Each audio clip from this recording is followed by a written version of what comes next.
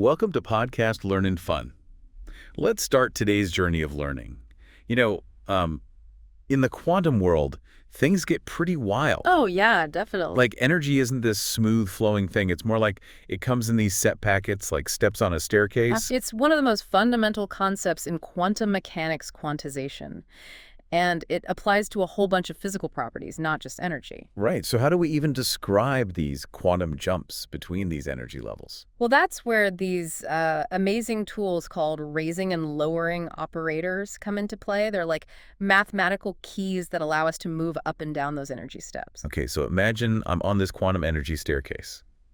Does the raising operator boost me up a step and the lowering operator brings me down? Exactly. It's like having a magic wand that can shift a quantum system between its allowed energy levels. But why are these operators so important? It sounds like a neat math trick, but is there more to it? Think of it this way. If we can control the energy state of a quantum system, we can potentially manipulate it to do all sorts of incredible things, like building super fast quantum computers, for example. Okay, that's where I start to see the real-world implications. But these operators aren't just for energy levels, are they? I remember learning that angular momentum, which is how much something is spinning, is also quantized. Absolutely. And you're spot on. We can use raising and lowering operators for angular momentum, too. It's like shifting between different speeds of a spinning top, but at the quantum level. So it's like these raising and lowering operators are a universal language for describing how things change in the quantum world. You got it. And it gets even wilder when we start talking about quantum field theory. Instead of just shifting energy levels, these operators can actually create and destroy particles. Hold on. Are you saying that these mathematical operators are somehow connected to the very building blocks of the universe? That's the mind-blowing part. It's like these equations aren't just describing reality, they're somehow intertwined with it at the deepest level. Whoa. My mind is officially blown.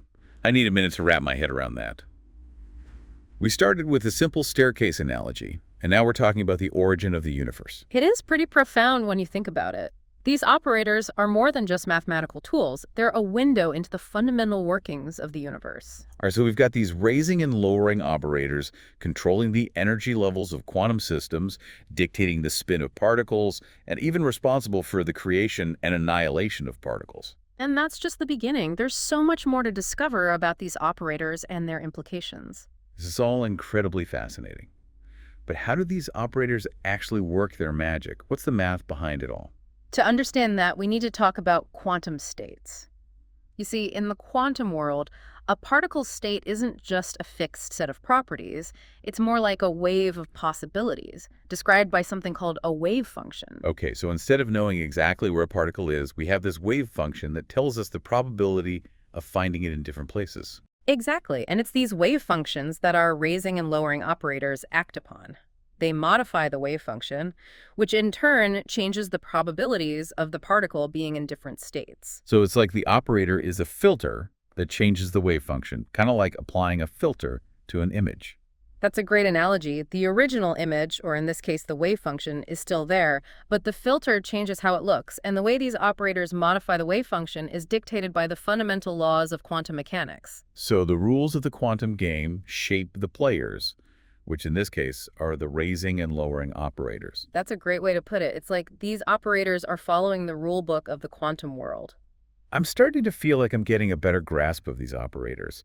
We've gone from a simple staircase analogy to the mathematical underpinnings of quantum mechanics. It's amazing how it all connects. It is quite remarkable how these seemingly abstract mathematical concepts can describe the reality we observe. But there's still so much more to explore. Well, I'm definitely ready to dive deeper. I'm curious to see how these raising and lowering operators work in action. That's a great idea. Let's take a closer look at a specific example. Let's revisit the quantum harmonic oscillator and see how these operators manipulate its energy levels. Let's do it.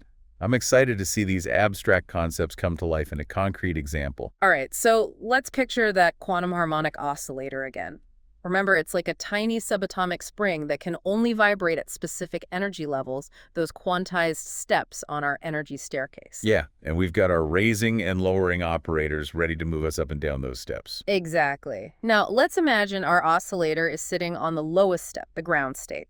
If we apply the raising operator, it bumps the oscillator up to the next energy level. So we've climbed one step up our quantum staircase. Can we just keep applying the raising operator to climb higher and higher? Absolutely. We can keep climbing the energy ladder, moving to higher and higher energy levels. Okay, that makes sense. What about the lowering operator? Does it work in reverse? You got it. If we apply the lowering operator to an excited state, it brings the oscillator down one energy level, one step down the staircase. So it's like our lowering operator can undo the work of the raising operator. Mhm. But what happens if we try to lower the oscillator from the ground state, the very bottom step? That's where things get interesting. If we try to lower the oscillator from the ground state, nothing happens. Like hitting the bottom of the staircase, there's nowhere lower to go. So the oscillator's saying, hey, I'm running as low as I can go. Leave me alone.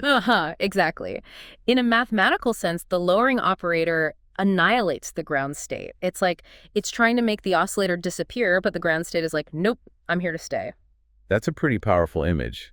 So in a way, these operators aren't just moving the oscillator between levels, they're sort of controlling its very existence. That's a really profound observation. And it leads us to an even more mind-boggling idea in quantum field theory. Remember how we said these operators can create and destroy particles? Well, the raising operator becomes a particle creator, bringing particles into existence out of the quantum field. Wait, seriously? So these mathematical symbols are actually making stuff appear out of thin air? How is that even possible? It's one of the most incredible and counterintuitive concepts in quantum field theory. And the lowering operator acts as a particle destroyer, annihilating particles from the field, making them disappear. This is just blowing my mind. These seemingly simple mathematical tools have such a profound impact on the fundamental nature of reality. It's like they're the ultimate cosmic architects. It really highlights the power and elegance of mathematics in describing the universe. These operators aren't just abstract concepts, they're deeply intertwined with the very fabric of reality. Okay, so we've gone from simple staircases to the creation and destruction of particles. Need a minute to let all of that sink in. Take all the time you need. These are profound ideas that have challenged physicists for decades. I think I'm starting to see that these raising and lowering operators are more than just mathematical tricks. They're like keys that unlock the secrets of the quantum realm. That's a beautiful way to put it. And the more we explore this realm, the more we discover its hidden depths and interconnectedness. This is also fascinating, but I have to admit, it's getting pretty abstract. Is there any way we can make these concepts more tangible, more relatable to everyday experience? You're right, it can be tough to connect these abstract ideas to our everyday world. But think about it this way. The precise control that these operators allow us to have over energy levels is what makes technologies like lasers and transistors possible. You mean those everyday devices we take for granted, like our smartphones and computers, are built on the principles of quantum mechanics? Absolutely. The ability to manipulate energy levels at the quantum scale is the foundation of modern electronics. Wow, I never realized that. So something as abstract as raising and lowering operators can have such a tangible impact on our lives. It really highlights the incredible power of scientific inquiry and the interconnectedness of everything in the universe. Even the most esoteric concepts can have profound practical applications. I'm starting to see the bigger picture now. We've gone from abstract mathematical tools to the creation and annihilation of particles, and now we're seeing how those same principles underpin the technologies that shape our world. It's quite a journey, isn't it? It's a journey that highlights the beauty and wonder of the quantum realm, and it's a journey that's far from over. So where do we go from here? What else can these operators tell us about the universe? Well, remember how we talked about the connection between raising and lowering operators and quantum computing? Let's dive into that a bit deeper. Yeah, I'm really curious to see how these operators play a role in this cutting-edge field. Great. Let's explore how these operators are being used to build the computers of the future. Okay, so these raising and lowering operators are kind of a big deal in the quantum world. They control energy levels, they govern the spin of particles, they're even involved in the creation and annihilation of particles. And they're not done yet. We're about to see how they're shaping the future of technology. Right, we were just about to talk about quantum computing. I have a feeling this is where things get really futuristic. You're not wrong. Quantum computing harnesses the strangeness of quantum mechanics to perform calculations in ways that are impossible for classical computers. I've heard that quantum computers could revolutionize everything from medicine to material science. But I'll admit, I'm a little fuzzy on how they actually work. It's a complex field, but at its core, it's all about manipulating quantum bits, or qubits. Think of them as the quantum equivalent of the bits in your classical computer. So instead of zeros and ones, qubits can be in a superposition. A blend of both states simultaneously. That's one of those mind-bending quantum concepts I'm still trying to wrap my head around. It's definitely counterintuitive, but it's what gives quantum computers their power. And guess what? Our trusty raising and lowering operators play a crucial role in controlling these qubits. Wait, really? So are you saying these operators are like the programming language of quantum computers? That's a great way to think about it. By applying sequences of raising and lowering operators, we can manipulate the state of a qubit, essentially writing the code for a quantum algorithm. So it's like we're using these operators to orchestrate a quantum symphony of calculations. It's incredible to think that these abstract mathematical tools could have such a tangible impact on our future. The possibilities are mind-boggling.